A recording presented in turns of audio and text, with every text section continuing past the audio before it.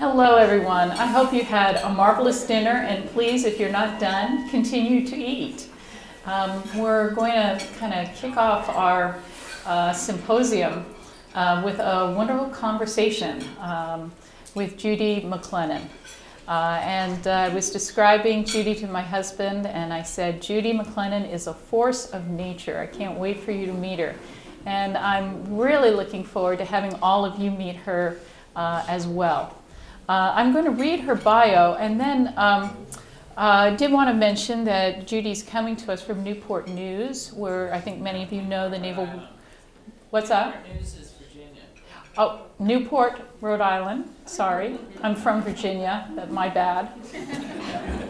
Newport, Rhode Island, where the Naval War College is located. And we also have Professor Mary Rahm. Would you wave at him, everybody?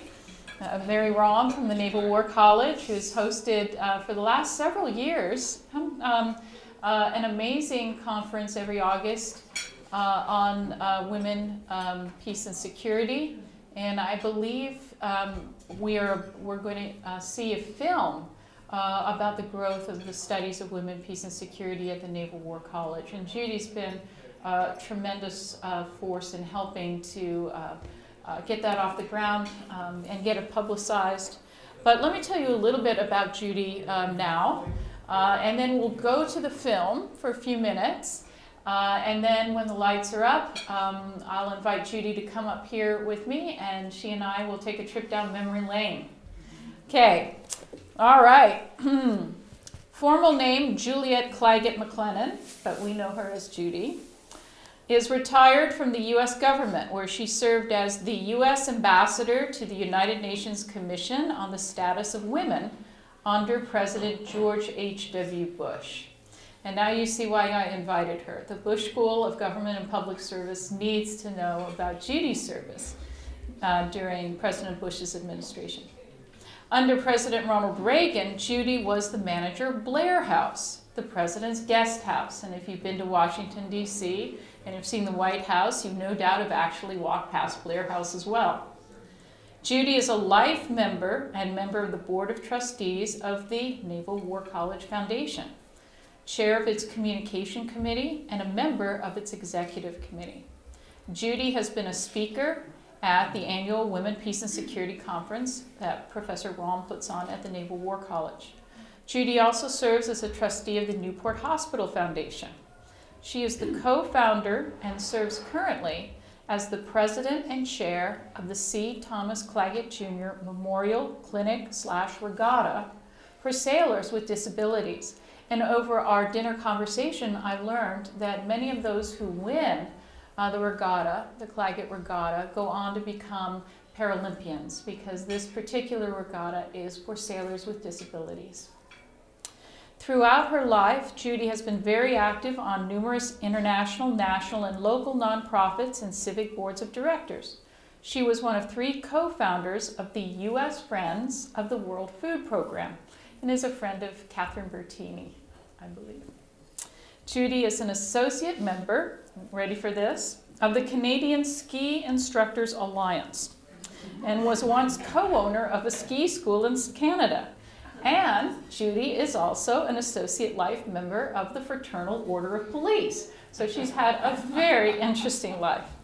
Judy currently resides in Portsmouth, Rhode Island, with her 2 yellow Labradors. She has 2 grown grandchildren and 2 grown children and 1 grandchild. And we hope many more. So let's welcome Judy, and then we will turn it over to the film. Go ahead. Thank you, dear.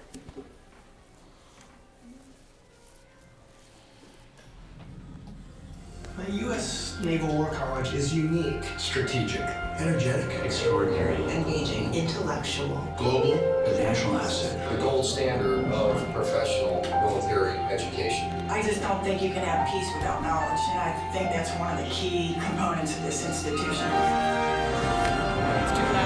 It is. Security, the role of women in conflict. This is a sector that a lot of people don't know about. It's just as imperative today in the way conflicts are. We don't fight wars the same way we did. The Bosnia genocide was one of the things that really led me to the imperative 500,000 women in that society were impacted by that adversely. The women weren't included in peace processes, they weren't included in the humanitarian aid and disaster relief, and these are the individuals that tend to be on the ground and know exactly what's going on in the community. And since wars are becoming community-level enterprises, this component of the female becomes an imperative. The growing body of research shows the world's most pressing economic and political problems cannot be solved without the participation of women. Peace has always been recognized as an important component in world safety, and women in peace especially.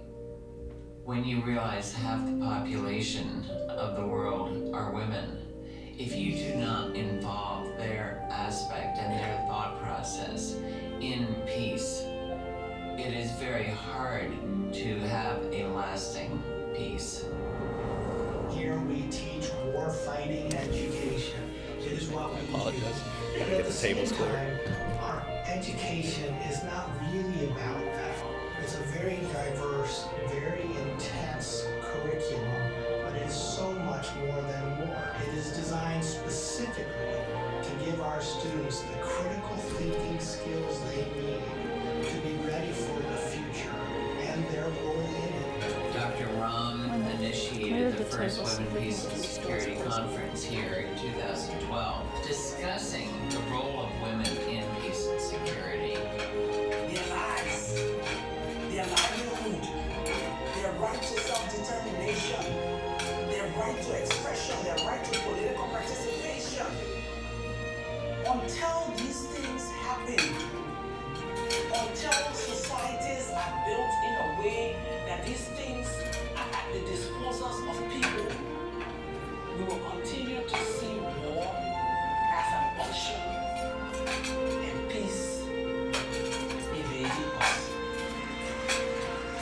These conferences are now known internationally, and people are really vying to be able to be invited to come. You bring together folks, and you put them in the same room, and they begin talking to each other, and you set up these networks. And I can't believe how many networks have grown from just that interface. There's something about this sort of environment where we're all working together towards one objective that makes it so much easier to establish those initial bonds that you wouldn't possibly be able to establish outside. Just wouldn't happen. It's a real opportunity to build lifetime, long-lasting friendships. It absolutely helps with resilience, peace, and prosperity to have this collective knowledge come together to discuss the big issues of the day. The American public should know Oh, that's me. that they have one of the best institutions in the world that is studying not only war, but studying the constructs of peace to hopefully preclude warfare from happening. If you don't involve half the population of the world, how can you possibly have a national security? This isn't something that women are going to be able to do by themselves, or will be more difficult. To open those doors is going to require finding the right individuals who have an understanding and a desire to assist. Everybody's listening, everybody's sensitive, but not everybody's willing to step out and do something and make that difference. Find out how to open those doors and how to make it work. Stable environments are more prosperous environments, so the whole thing is a chain link or a cycle. Every time you impact one of the students, they take it back into their career. And so that makes it grow too, right? Everything's a little seed. Every student that comes, every person that comes, it's a little seed for growth.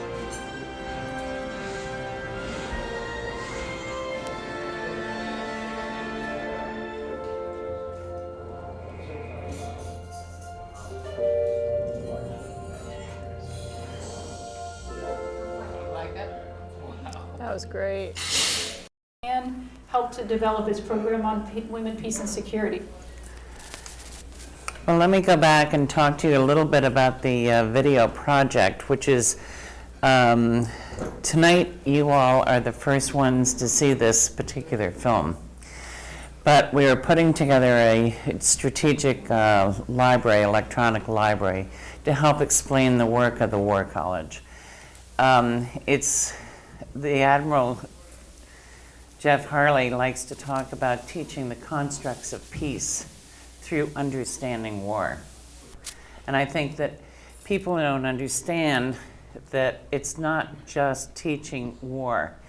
You have to teach peace in order to understand war.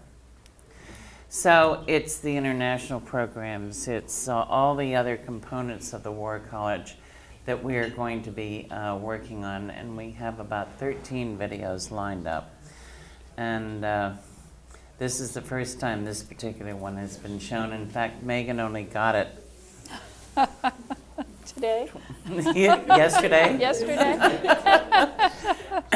Yeah, the person who, the company we're working with, he and his girlfriend were out at my house the other night, and we were putting the final touches on it. So, but I'm glad that you all are the recipients to see this particular one. And Mary, I'm glad you're pleased with it. Thank you. That's terrific. And I'm really glad to see. I mean, the Naval War College has a program on women, peace, and security. That's awesome.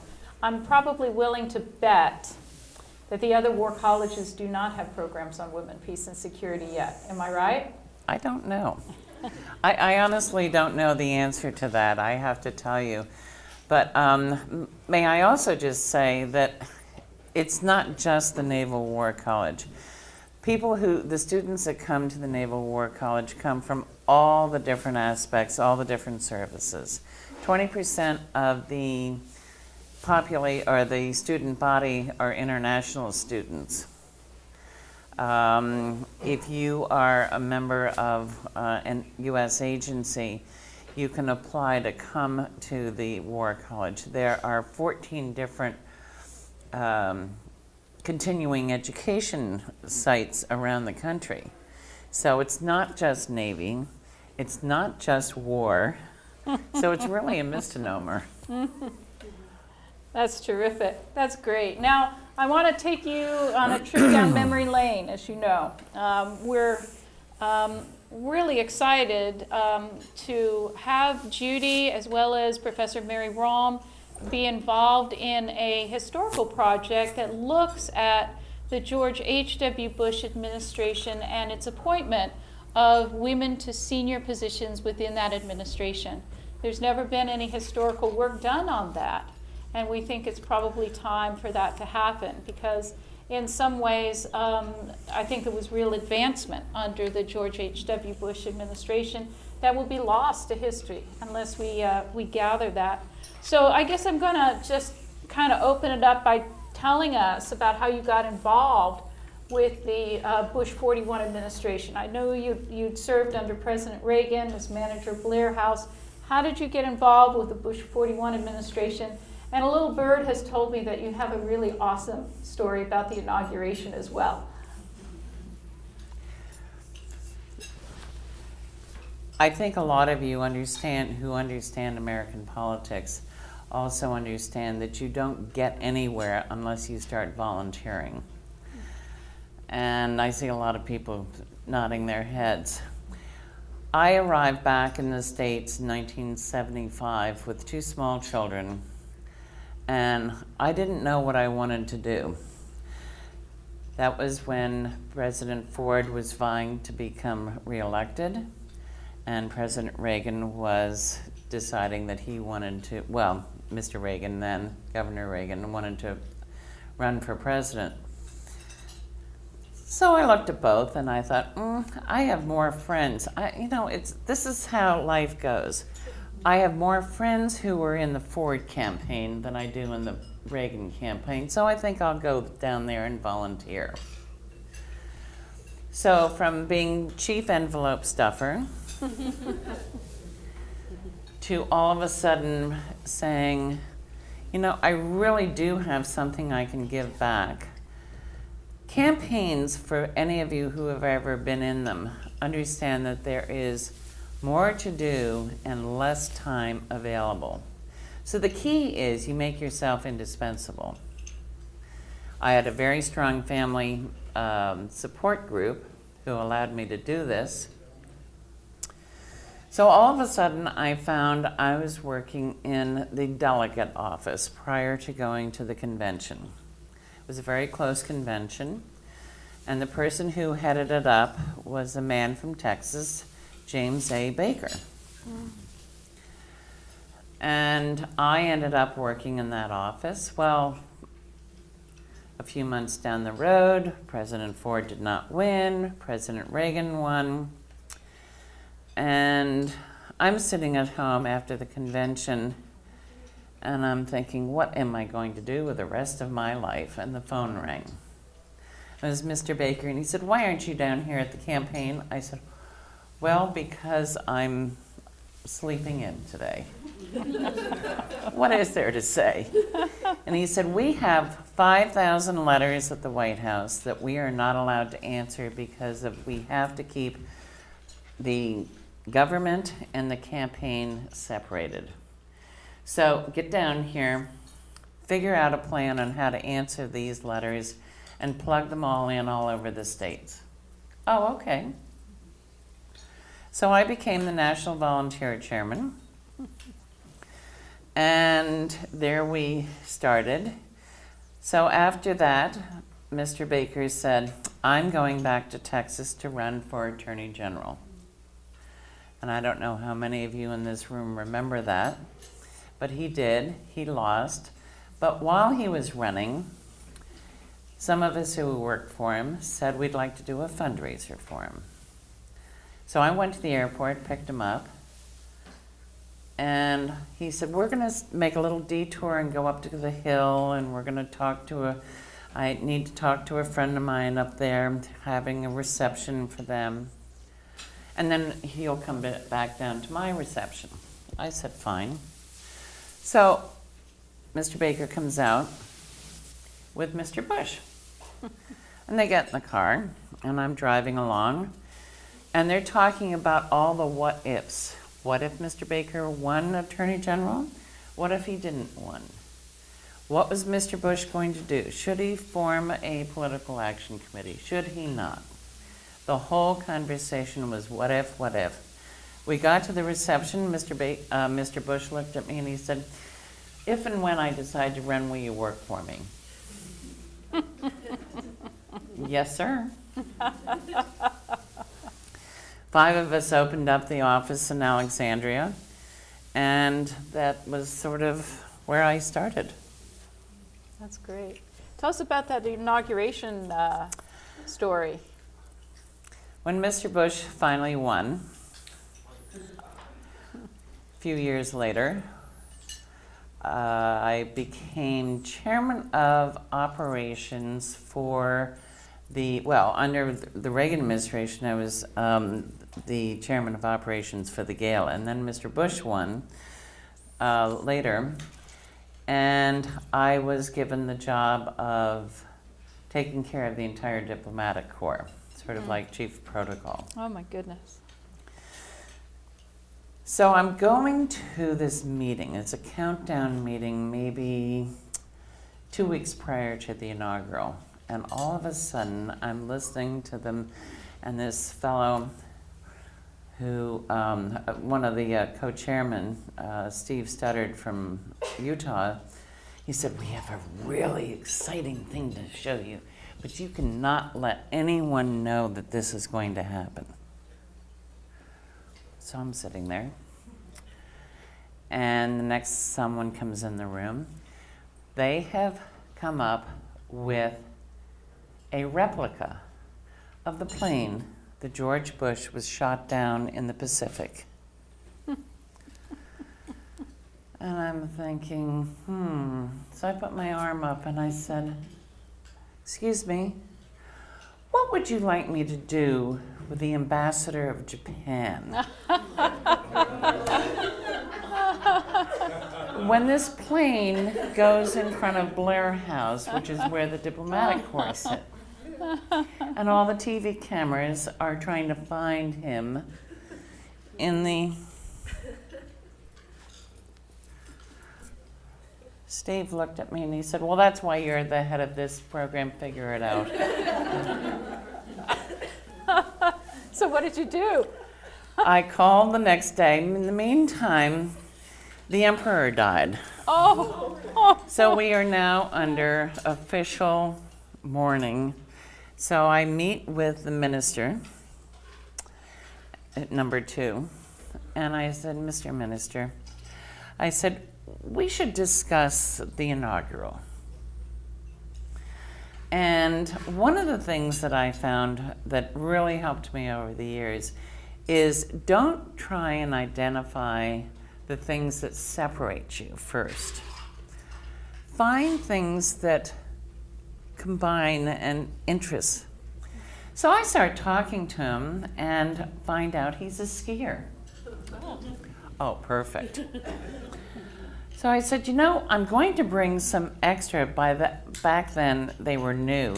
They were these little pockets that once they were exposed to air, and you went like this with them, they stay warm for about 8 hours. And I said, I'm going to bring some extras.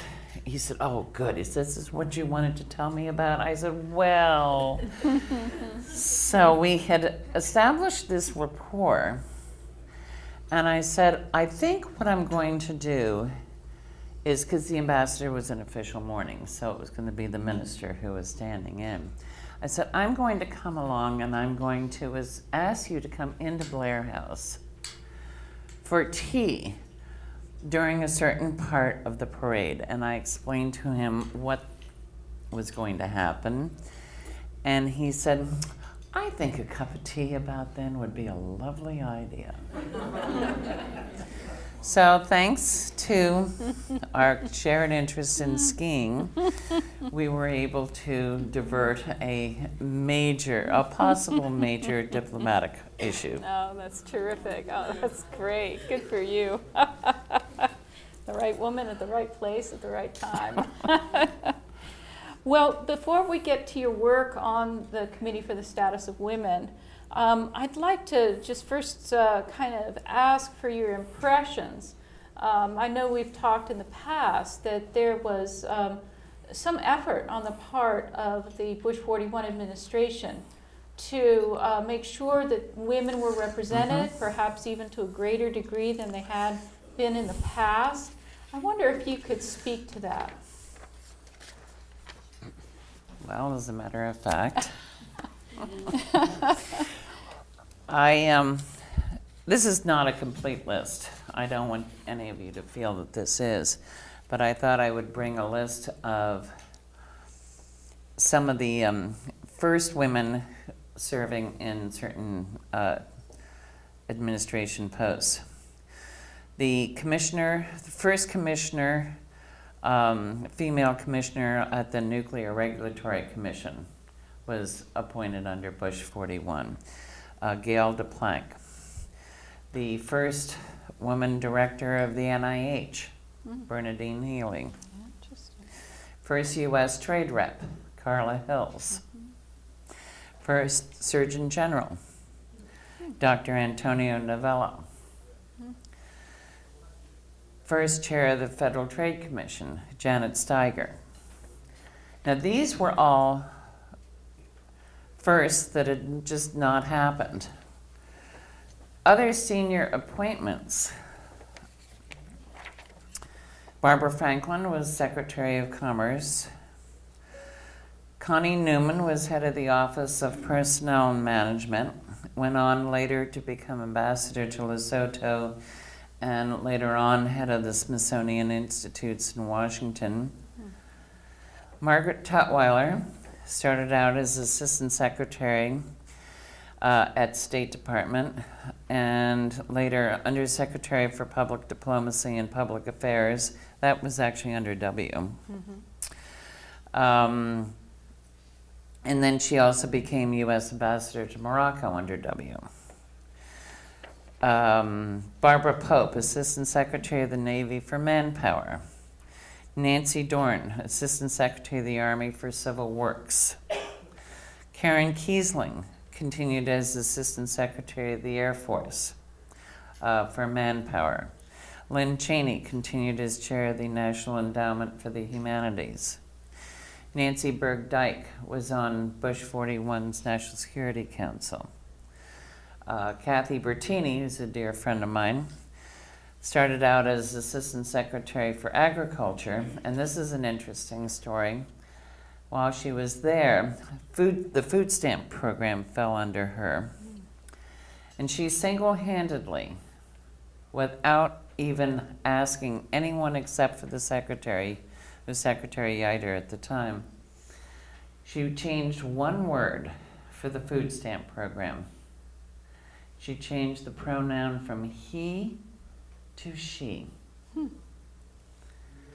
And when you stop and think about feeding families, families get fed when it's she, much more so when it's he.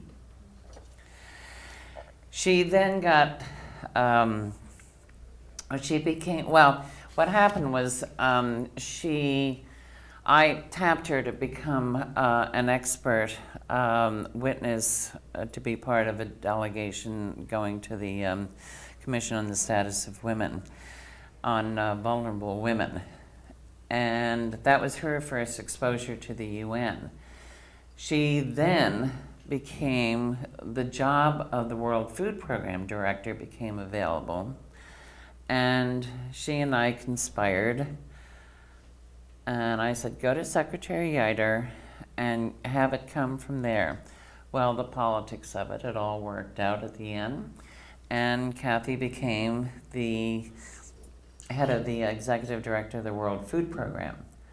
It was actually the developing countries who actually put her back in for the second time. So she actually served 2 terms that. She was the first female head of the World Food Program. She was. Yeah. She was. And she then, after that, became, Kofi Annan was the Secretary General at the time, and asked her to come back and please be the Undersecretary General for Management. And now she's the Vice Chair of Public Administration and International Affairs at the Maxwell School at Syracuse University. So I just give you some of this because these are people, these are women that Bush 41 administration tapped and really gave them the ability to use their talents to go further. So I'm really thrilled to be here and be able to thank Bush 41 publicly and say, you did a lot. That's and great. Thank you. That's great. Thank you. All right. Well, now I'd like to turn to the action that you were involved in, which was the Committee on the Status of Women. So how did you wind up as head of that delegation? What was kind of the framework you were working in? Can you tell us like some of the issues you were engaged in? What was the upshot? Tell us all. All of a sudden, I got a call from White House personnel one day.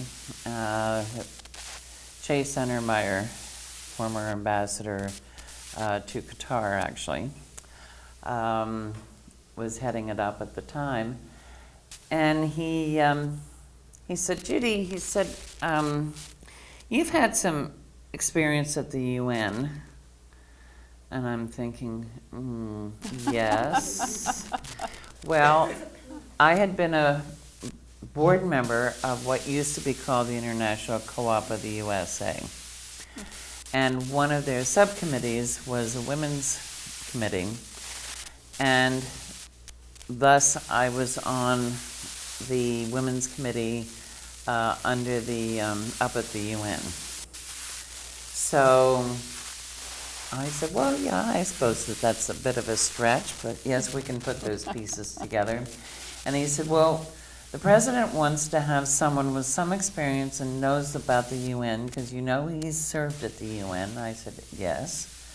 And he thinks that you would do a good job up there. So I became the U.S. representative to the United Nations. The full title was the United Nations Economic and Social Council's Commission on the Status of Women. You can't fit that all on one business card. But, so I became, that's how I became, and then the president upgraded that representation to the level of ambassador. Tell us what happened. What was the story? Well, And what year was this? Well, he was there from '88, well, January of '89 to January of. So you served that whole period? Yes. Okay. Yes. And my predecessor actually was Maureen Reagan. Oh. And she had been the one who led the delegation to the Nairobi conference, which was at the end of the Decade for Women at the UN. And she was the one, and I have to give her credit, she really did a great job in negotiating long into the wee hours of the morning the forward-looking strategies. And if you're not familiar with that, that is what I see one person over there saying yes. And for a long, long time, that document was the document that governed the work of the Commission on the Status of Women. So we would take a topic from each one of those 3 areas for our work each year. And there were numerous things that, resolutions that we put forward. I think one of my favorite stories was when someone came up to me and said, one of the resolutions that we went with for a long time, well, for the 4 years, was improving the status of women within the UN structure itself. That really needed a lot of help. It still needs a lot of help, but it needed even more so then.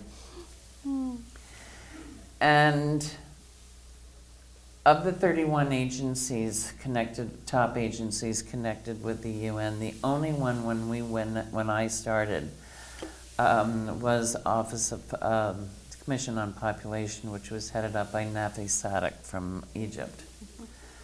And when I left, there were about 5. 5 of the top. So we felt that we had made some so it fluctuates now. I don't honestly know what the number is right now, but we did make some sort of an effort. But I was going to tell you a wonderful story, and I can't remember what it was now. But anyway, it'll come to me. But it's so our resolution, the Commission on the Status, improving this status of women within the UN. So I'm sitting there one day having a coffee, and the Monsignor from the Vatican office at the UN comes and says, "May I come and sit and have coffee with you?" And I said, "Of course you may." And he said, "Why do you want to improve the status of women within the UN?" So we just chatted away, and I said, because we really need to have more women involved in the decision-making process. He said, "I think you have a point." It was the first time that the Vatican had signed on to improving the status of women in anything. And I had countries coming saying, "What did you do? Did you put something in that coffee?" No, the Monsignor and I got along very well. Was there a lot of pushback? I know the UN used to be a pretty, shall we say, patriarchal institution. I think it still is. Was there some pushback to what you were trying to do? Oh, I think there's always pushback. Anytime you try and do something new and different and out of the box, there's always going to be pushback. Mm-hmm. You're not going to get, and really, Mary and I were talking about it earlier today, you can't affect change until you've reached a critical mass. I mean, it's just, that's the way it is. And it doesn't matter what it is. You've got to reach that critical mass to affect change. And it means we all have to keep going.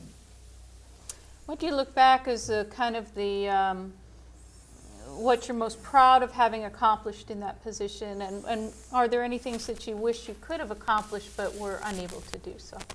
Oh, I think there are lots of things 3.5 to 4 years is not enough time to really accomplish all the things that you'd like to do. I'll give you an example. One of the things that I used to do was I would stop in Geneva. That was back in the days when Human Rights Commission met in Geneva, and it was prior to the Commission on the Status of Women when we used to meet in Vienna. Unfortunately, they've moved it to New York. It's just not as much fun now. But I would go to 1 week of the Commission on Human Rights, and then I would go on to the Commission on the Status of Women in Vienna.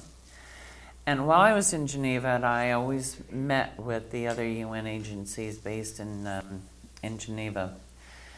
And I can remember it took a few years, but we finally were able to get the Commission on Refugees to understand how important it was to increase the number of women who were the interviewers to determine someone's status as a refugee. And if you just stop and think about it for a minute, terrorism, rape, abuse are all used against women in war. And refugees are because there has been a war. So if you're a woman and you have been raped and abused multiple times trying to get your family from one place to another, do you think you really are going to be comfortable sharing your story with a man? No. I wouldn't. So we really, I think that was one of the things that I was most proud of, that we actually got the that number of women. It still isn't where it needs to be, but it's much better. The other thing that I always found absolutely amazing every year when I would visit the World Health Organization, of getting women involved more in their studies.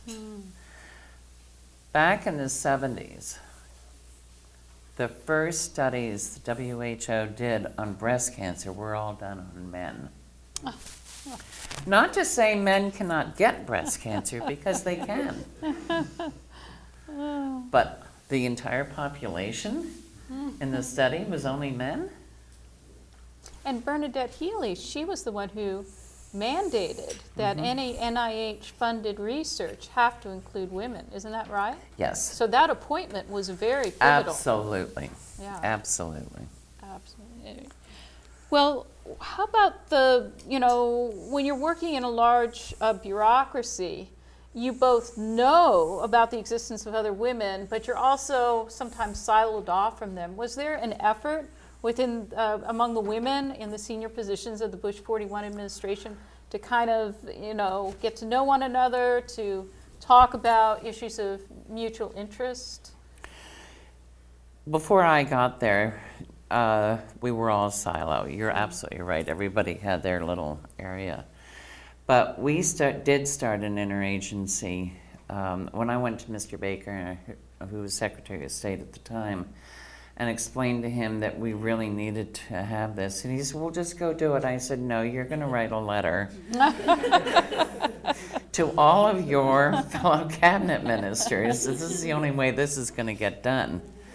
And get them to appoint someone to this interagency. And we used to have these meetings. And what really helped was, one of the things that I initiated was that I felt it extremely important to involve the NGO community. So I would have them involved both in New York and Washington prior to going to Vienna, and get them to give us some thoughts and so forth on what they wanted us to do. And then I would debrief them when I got back. And it was really, really important to have these women from the various agencies be able to go to the different offices in their own respective agency and get the information we needed. I must say the Department of Defense never sent us a representative. Am I surprised? No. And you wouldn't be surprised today either. No. So this was an interagency committee on the status of women? Yes. Okay. Yes, and Very because I needed the information to be able to get information out of the various agencies, and I needed an avenue to go to and go through. So that's what we did. Did you help each other in other ways? I heard the story you just told about, Catherine Bertini and, arranging for her to move into the World Food Program. Were there other times when having other women in the administration kind of helped? Absolutely. Absolutely. I mean, I'm not sure that I can put my finger on a particular instance, but when you have a group of women together and you sit down and you can strategize and you can say, how are we going to get things done? It always helps to have someone in the room be able to think out of the box. And there was always one of us that could say, yes, let's do A, B, and C. So that interagency committee also became kind of a brainstorming session Yes. for things besides input Yes. to the It did. CSW. It did. And interesting enough, I think now, after I left, it's all been reorganized within the State Department. And although it's not being properly staffed right now, but at least they brought all the various components of the international organizations and women in the at an undersecretary levels. So the Undersecretary for Global Affairs, or Women in Global Affairs. So they haven't gotten rid of it. That's great. They just haven't staffed it. Well, that's par for the course for this administration. I know. Let me ask you another question. I look out over the group and I see a number of the faces of my dear students. And many of them may actually have been born while George H.W. Bush was president. And so I wonder, again, sort of helping people to understand how things were back then. What was it like to be a woman in government service a quarter of a century ago? Do you think things have changed, or were you listened to? Did you have decision-making power, or were you simply seen as consultants? Were you harassed? I mean, what kind of workplace environment did women have 25 years ago? Well, first of all, because of my height, I don't think anyone's tried to harass me, so. Well, that's what I've been helps. lacking all That this helps. year. I need a good pair of lips is what I need. Huh? Oh, I think I've taken my share of sass, so to speak, but you just give it right back. Don't let them get away with it. Yeah, I think it was different, but I think that a lot of us felt that we could talk to one another and we could share each other's experiences, and you could pick up the phone and call and say, I really need to talk to you about certain things, and we all leaned on each other, and it was actually out of the. I think a good example of this was that it was out of the 1975 conference in Mexico City, which started off the UN Decade for Women, where it came out because Chuck Percy, then senator from Illinois, was part of the delegation. And there's something called the Percy Amendment, and I don't know is anyone in here know about the Percy Amendment? Yes, it has something to do with USAID and women. Well, it was more than that. Women had to have a significant component in foreign affairs. And so lo and behold, I get this friend of mine, picks up the phone. Mary's met her, Barbara Ferris, who at one point headed up the Women in Development Office at Peace Corps. And she said, oh my God, Judy, she said, we got to get the troops together. They're trying to get rid of women in development at Peace Corps and women in development at USAID. Yeah, and she said, they're just trying to get rid of us. They can't erase us. Well, we ladies, during that administration, it was like the drums. And it just went out amongst all of us. Wow. And the letters that were written and the visits to the Hill and so forth were absolutely amazing. And we had the Percy men back up, so we said, you cannot break your own law. You have to keep this going. So, yes. Your group was responsible for the Percy Amendment. No, the Percy Amendment was already there. That came out of the 75 Mexico conference. But when Congress tried to take it out and get rid of women in foreign affairs. And women in development. The drumbeat went out. That's and said, terrific. Can't do that. That's great. All right, well, I don't have any questions, so does anyone have a burning question for Judy about 25 years ago? What happened then? Yes, please. Question. Did y'all ever discuss, like, there needs to be a woman president? I mean... Yes, well, actually, yes, we did. And back then, and I'm ready to admit it, my dear Republican Party has passed me by, and I'm now registered as an independent. But yeah, we thought Lynn Martin, Congresswoman from Illinois, would be a great first president. That did not come to pass. Mm-hmm. I'm ready for one. Well, yes, I am too, but let me tell you something. I am not ready for someone just because they're a woman. I think women bring to decision making a whole different aspect than men do. I think, but that's not to say that I want someone just because of their gender. Either way. Other questions? Yes. I have a question. Would you have wanted social media at the rate that it is now back when you were serving, or are you happy that... Well, since I don't understand it now, I'm not sure I can give you a proper answer. Although I must say, we have someone who does our social media for our regatta, and I was at an event the other night, and the head of the YMCA, our local YMCA, came up to me, and Mike said, "Whoever is doing your social media is just doing a great job." And I said, "Oh, thank you." I'm thinking, oh, yikes. I'll have to call her up and tell her what a great job she's doing.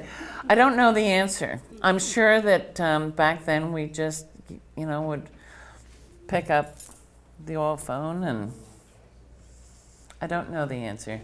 But I come out of the age, I hate to tell you, where you don't even do fax machines anymore. I can remember back in the Ford campaign when it took 20 minutes to run one page of fax. So, Yeah. I've earned this gray. Well, let's see it on you. Other questions? Did you feel did you feel more like a token? I mean, sometimes women will be appointed to simply signal, that you're progressive and open-minded, but you end up just being a token and nobody listens to you, and the real power is with the men. Well, I think that's an interesting question, because clearly when President Bush upgraded this representation to the level of ambassador, he did it because he had been at the UN, and he understood negotiating had to be done peer-to-peer. But I would also say that there were others who felt it was not really that, well, the position that I think a lot of them felt had to go to a woman, but that upgrading it at the international level made more of a statement than it did in the United States. Okay, understood. The only press we got here in the United States was Margaret Arnold, who used to be one of the editors of Good Housekeeping. Oh, wow. And is it still an ambassador position today? Yes. Oh, well, thank Bush 41 for that. Mm-hmm. Other questions? Anyone else? Well, this has been a fabulous conversation. Well, it was a fun time to be there. Yeah. And I must tell you, I felt it was fun because politics for me was fun then. I wouldn't want to be in it today. Well said. Well, let's thank Judy.